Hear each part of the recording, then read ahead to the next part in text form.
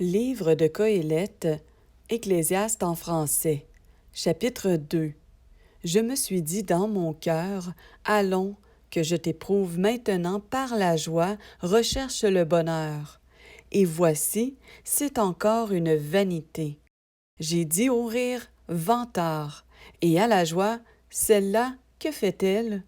J'ai recherché en mon cœur le moyen de livrer ma chair au vin tout en me conduisant avec sagesse et de m'attacher à la stupidité jusqu'à ce que je voie ce qu'il est bon pour les humains de faire sous les cieux pendant les jours de leur vie. J'ai fait de grandes œuvres, je me suis bâti des maisons, je me suis planté des vignes.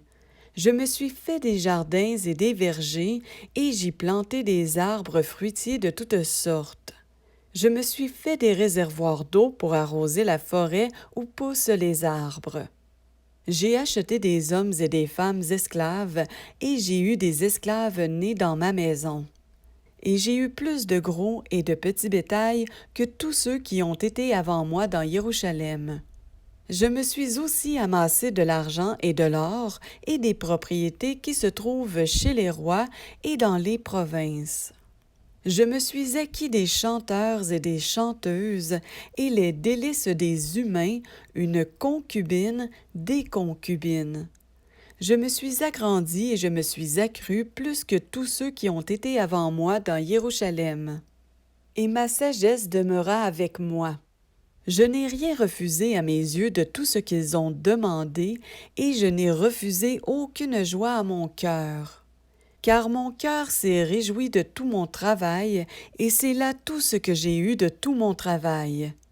Et moi, je me suis tourné vers toutes mes œuvres que mes mains avaient faites, et vers tout le travail pour lequel j'avais peiné en les faisant, et voici, tout est vanité et lutte d'esprit, et il n'y a aucun avantage sous le soleil.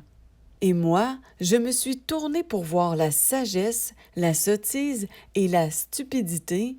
En effet, que fera l'être humain qui viendra après le roi? N'est-ce pas ce qu'on a déjà fait?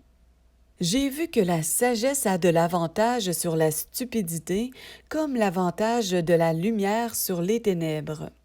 Le sage a ses yeux, a sa tête, et l'insensé marche dans les ténèbres. Mais j'ai aussi reconnu qu'un même accident leur arrive à tous. Je me suis dit dans mon cœur, l'accident de l'insensé m'arrivera aussi. Pourquoi ai-je été plus sage? Et je me suis dit dans mon cœur, cela aussi est une vanité. Car le souvenir du sage n'est pas plus éternel que celui de l'insensé. Déjà dans les jours qui viennent, tout sera oublié. Et comment le sage meurt-il comme l'insensé? Et j'ai haï la vie, car pour moi l'œuvre que l'on fait sous le soleil est mauvaise, car tout est vanité et lutte d'esprit.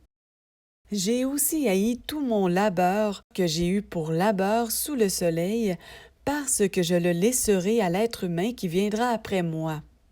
Et qui sait s'il sera sage ou insensé? Cependant, il sera maître de tout mon labeur auquel j'ai travaillé et dans lequel j'ai été sage sous le soleil. Cela aussi est une vanité. Et moi, je me suis retourné pour désespérer mon cœur au sujet de tout le labeur auquel j'avais travaillé sous le soleil. Car il y a tel être humain dont le labeur a été avec sagesse, adresse et succès, mais c'est à un autre être humain qui n'y a pas travaillé que sera donnée sa part. Cela aussi est une vanité et un grand mal. Car que revient-il à l'être humain de tout son labeur et du désir de son cœur pour lequel il souffre sous le soleil? Car tous ses jours ne sont que douleur, et son occupation n'est que chagrin.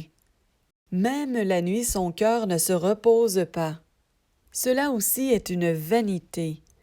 Il n'y a de bonheur pour l'être humain que de manger, de boire et de faire voir à son âme le bonheur dans son labeur. J'ai vu, moi, que cela aussi vient de la main d'Élohim. Qui, en effet, a mangé, qui s'est réjoui plus que moi?